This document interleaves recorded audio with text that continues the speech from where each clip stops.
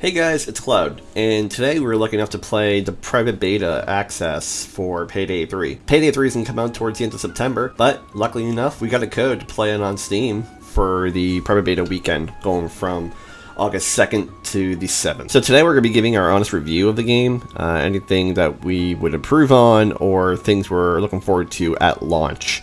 Without further ado, let's jump right into this. With Payday 3 right around the corner, Payday the Heist was the very first game in its series. It's a cooperative first-player shooter developed by Overkill Software and then published by Sony Online Entertainment. It was originally released on October 18, 2011 for PS3. Then it was released on October 20th for Windows and Steam. Payday 2 is a direct sequel to the original Payday the Heist game. It was released in August 2013 for Windows, PS3, and 360, and then a remastered version of the game was released on PS4 and Xbox One in 2015. Now to dive a little bit deeper into Payday 3. One thing from Payday 2 I wish it was in the game that never happened, which I was hoping for in Payday 3, which it did happen, was a higher FPS counter. In Payday 2, I believe you're locked around 25-30 FPS, and that's including the Steam update as well. Payday 3 has a higher FPS rate, which is insanely great, has better graphics overall, so the game is much more immersed than Payday 2. When you start off with Payday 3, depending on your system requirements, it'll probably start you off on Ultra everything, but you can easily change up by going to the settings and then changing it from Ultra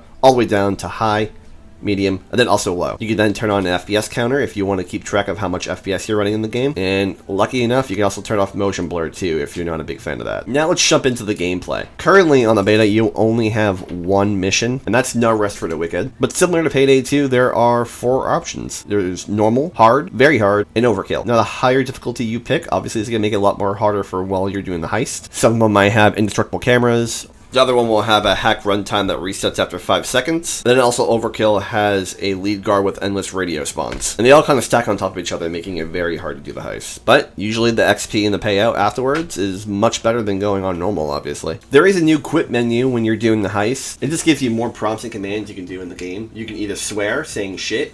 You can say hi.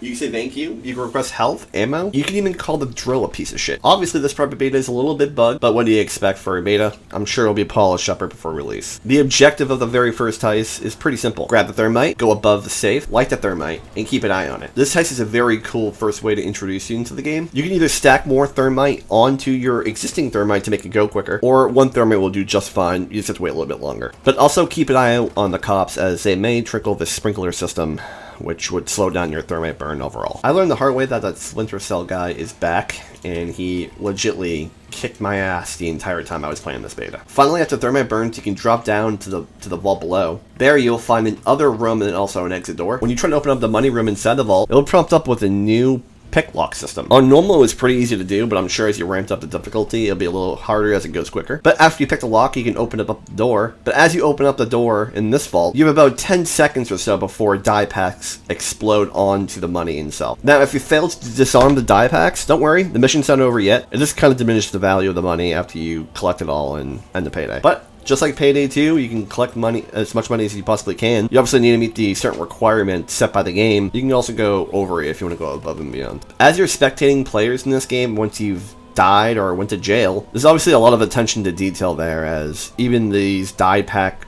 cases full of money are blowing off blue smoke in the bag, which is pretty cool. Nice little attention to detail there. Towards the end of the heist, once you're seeing all of the XP and payout you got, there's something new that wasn't in Payday 2, I didn't believe. It was stats. You can see how many players were revived during this entire mission, the enemies killed, specialists killed, your rifle accuracy and your pistol accuracy, which I'm assuming will change depending on which weapon you're carrying, and also the amount of bags you've stolen. But overall with this game, it's very fun. I'm looking forward to the final and polished release, which we'll be getting later on in September. As of now, I don't think I can give too much criticism, as it's only a private beta. I don't think my decision will change until the public release of this game later in September, so we'll have to wait and see what this game actually has in store for us. Again, just like Payday 2, all the customization, a lot of fun, and a lot of chaos. That's our opinions on Payday 3 private beta. We're excited to play this game. We do have a series in mind for Payday 2, just keep that in mind, but also, with Payday 2 comes Payday 3. So you'll expect more videos of us in the future of this game.